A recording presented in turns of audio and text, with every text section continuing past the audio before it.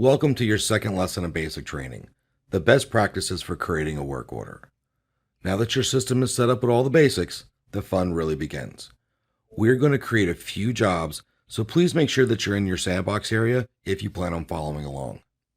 We're going to cover all the aspects of creating the work order from beginning to end and everything in between. I highly recommend using two monitors, one with the lesson and one with the sandbox. If you need to go ahead and pause here so you can pull up both screens, go ahead and do so now. Now that you're ready, let's get started. The first job we're going to create is a simple work order created from using the work order library. The work order library is a collection of all the quotes, work orders, and templates that's in your system. As you get going, this list is going to get larger over time. We talked a little bit about work order templates in the previous lesson, but I'm going to go into more detail about how to create them at the end of this one. You're going to want to know the basics of how to create a work order before jumping in and creating your first template. In this example, we're going to use an existing customer. So let's head over to the customer list page. Now I want you to click the Add New Work Order icon for Mr. Smith. If you notice, work orders or quotes for repeat customers, Amy will insert the last known tail number for that customer. In this case, we're going to leave the dates and estimated hours blank, but in the job description field, type annual inspection. Now click the Select from Templates link located at the bottom of the page. We will pick the squawks needed for this work order from Work Order Template 1. Click the plus button so you can open up and see your options. Since this is starting out as a pretty basic work order, we're going to select corrective actions, parts list, and estimated hours. This makes sure that all the corrective actions, all the parts, and all the estimated hours are going to carry over to the new work order. Now from the squawks list, select squawks 5, 6, and 7, and then press the submit button. We just created a work order with 3 squawks complete with corrective actions and parts in about 30 seconds. It's pretty nice, right? Now, when you get to the summary page, you can now adjust the dates and estimated hours and then start working the job. Now for the real fun. In this next example, we're going to cover all the best practices for creating a job. We will now pretend we're getting a phone call from a brand new potential customer and he wants his KMA audio panel and Intervox intercom system replaced with a Garmin GMA 345 audio panel. The first thing we want to do is go to Reports and select Tail Number Lookup. You then enter in the tail number's information. I'm going to use tail number November 6236 Juliet. Then I'm going to press the submit button. Click the tail number in the list below. You will then be redirected to the customer number detail page. From here, you can verify that customer's aircraft information or not. That's your choice. I typically shoot the breeze while verifying the customer's aircraft info to start building a really good rapport with that person. Next, click the Actions link and select Create New Customer. Now verify his or her address, add a phone number and an email address, and press the submit button. That customer is now added to the system and you will be redirected to their customer page. You are now ready to begin their quote. Click the Actions button and select Add New Quote. Since Amy can make both work orders and sales orders, we want to select work order from the quote type. Also, since this is the first time we're seeing this customer, we will need to enter in his tail number. However, Amy will remember it in the future. Next, enter in the customer's requested job into the job description field. Now, at the bottom of the page, click the Select from Template link. In my system, I have a work order template called Basic Avionics Install. Depending on how you run your shop will determine what you do next. For this example, I'm going to show you how I do things. Since I am a salesman at heart and I really like money, I don't want to leave anything on the table. I'm going to add in all the minutia that might typically be considered straight overhead. So I'm going to add the aircraft pre-inspection, planning and engineering, removal of parts, etc. I'm going to expand the view and I'm going to select corrective action and estimated hours. I don't have any parts associated, so I'm leaving that off. Since I have all the basic squawks for the install in this template, I will click the Select All checkbox and then press the Submit button. Next, we'll clean up the quote and prepare it to send to our customer. First, let's update the estimated hours for the install squawk. Since this was pulled from a template, I only have 1 hour as a placeholder. Go to the Squawks and Corrective Actions tab and then expand the install squawk. We're going to change the hours for the install to 25. Next, update the description to include GMA 345 audio panel, and then press the Save button. Now we're going to add the customer's requested parts. So go to the Parts, Services, and Tools tab. Click the Add Parts button and type in 345, and then just select the part from the blue field. Next, select Squawk 004 from the Squawk Number dropdown, add a quantity of 1, and then press the blue plus button. Since this will be on the weight and balance sheet, go ahead and click the Weight and Balance checkbox and then press the Submit button again. Now let's finish up and send the quote to the customer. Go to the Customer Documents tab. First, select the WO estimate values for the document source data. Now determine if any taxes are necessary, and then press the Generate New Document button. In the display and formatting options, the document type will change the label of what this document's going to be. It can either be a quote or an estimate. I'm going to label my quote as an estimate. Now, in the display feature, you can also show your corrective actions or squawks that will appear at the bottom of the page above the footer. You can shorten the description by changing the number of characters included. Now press the Update Document Options button. I know that if the equipment's any good, I can sell these for about $500 each. So I'm going to offer the customer a $200 trade-in credit. I click the Add Fixed Amount button, type credit in the adjustment classification, trade in for remove parts in the description, and -200 for the amount, and then press the Submit button. Now, before I send it out, I want to make sure my money looks right. I'm going to click the Show Financial Analysis short link. This will give me a quick snapshot of what I should make on this job.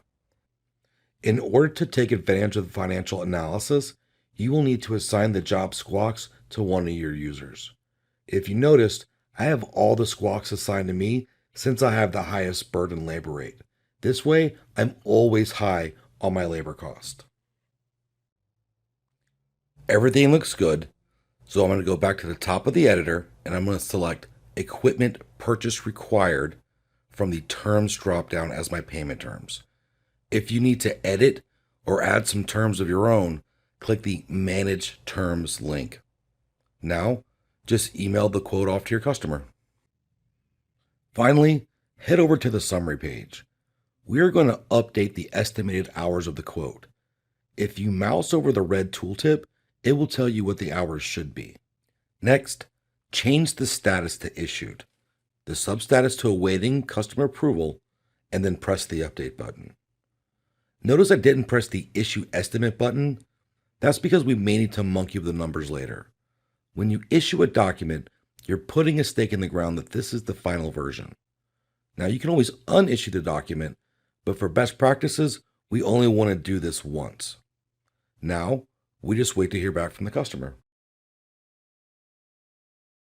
So I've heard back from the new customer, and he needs to get the quote to as close to $5,000 as possible. Now it's time to monkey with the numbers. First, let's see where I have the most fat to trim. Go to the Customer Documents tab and click the Show Financial Analysis link. This report will give me a breakdown on how much profit I have per squawk and per part. I already know I'm not making that much money for this job, but I know I can convert him to a long-term customer. I would be willing to drop my profit so I can at least make 3 grand. My guys are super good at installing this part, so as long as there aren't any issues, they can knock this install out in about 10 hours. So in good faith to the customer, I'll take 5 hours off the install and give him a 25% discount for the final inspection.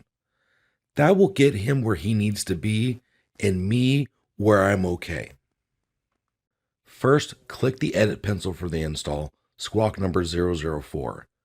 Change the hours to 20 and press the submit button. You do this here instead of the actual squawk because this will change the build hours and not the estimated hours. This way you can still track what you thought you were going to get paid to do this task versus what it actually took you to do this task versus what you got paid to do this task. Next, click the edit pencil for the final inspection squawk. For discount types, you can typically either use a fixed amount or a percentage. For this example, select percentage, type 25 for the discount amount, and press the submit button. Now let's check the quote. The new total is $5,273.45. We're pretty close to where the customer needs to be. So now let's check our money. Click the Show Financial Analysis link again. I'm a little lower than where I want to be, but I know I can make it up on this install. And since this will be my final offer, I'm now going to select the terms again, and I'm going to press the Issue Estimate button. I call the customer with updated pricing.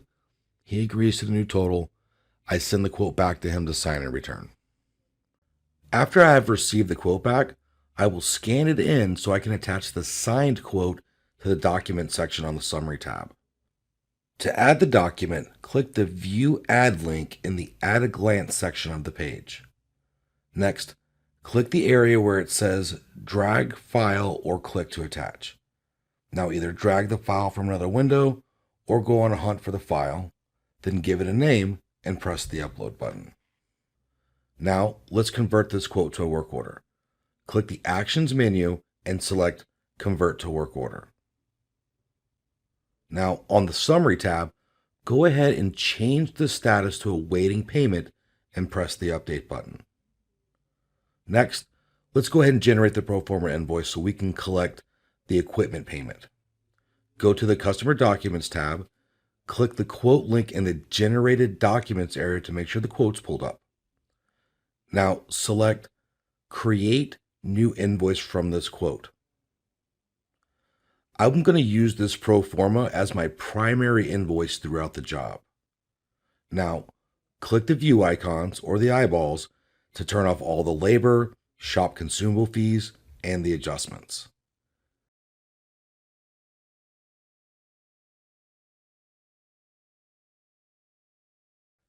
Once you're done, go ahead and click the download icon so you can see what this invoice is going to look like. Now, just email it to your customer. The customer is offered to pay with a credit card, and Amy is not a credit card processing software, so process the payment in your usual payment gateway. Amy, however, will allow you to log that payment, so click the Actions menu and select Receive Payment Issue Refund. Enter in the payment amount, select credit card from the payment method. If it's not populated, press the Manage Payment Methods and add it to your list. You can use the credit card authorization number if you like for the reference number. Type down payment for the memo and press the Receive Payment button. Now make everything visible again so you can see the remaining balance owed. The invoice will now reflect the applied payment with a new total of $3,584.45. Finally, let's schedule this job. So let's head back over to the Summary tab. Figure out a window that works best for you and your customer, and then enter in the estimated start date and end date.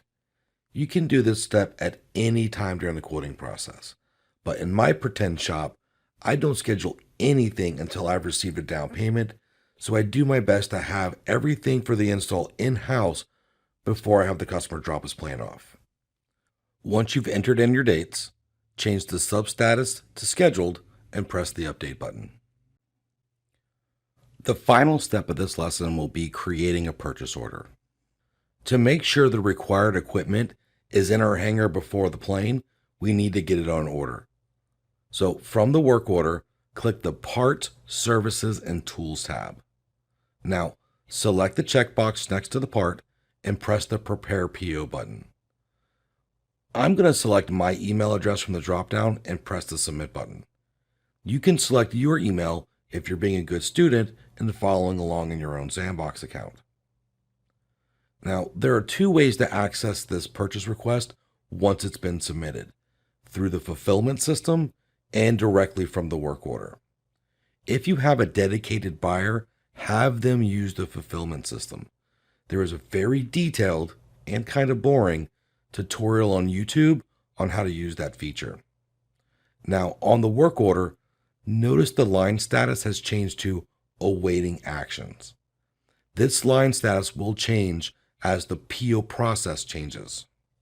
Creating a PO this way will ensure that the work order and the PO are tied together. For this example, we will click the awaiting actions link and jump right into the fulfillment system. This page is going to show you all the information you need to know to create the PO. It will show you the last supplier, your cost, and the requested quantity. To create the PO, type Garmin in the Choose PO Supplier field, and make sure you choose their name from the blue field below, and now press the Make PO button. Verify your supplier's information, add any initial notes to the vendor, and press the Submit button. The item has now been processed and the PO is ready to be finalized. Click the PO number from the PO reference column. Now we can clamp the PO and get it ready to send out to our vendor. We need to tell the supplier how to ship this to us, so on the PO page, click the Terms and Logistics Edit pencil. Enter in UPS Ground and your shipping account number into the Ship Method field and press the Submit button. The PO will need to be issued so we can receive the parts when they arrive. To issue the PO, click the Actions menu and select Issue Purchase Order. Finally, either email the PO to the supplier or purchase the parts online, however you would typically purchase from that vendor. If you look at the top left of the page, you'll see that this PO is now linked to the work order. Click the link to head back to the work order, and if you go to the Parts, Services, and Tools tab, you'll see that the line status has changed. It will now display the PO number and the PO status.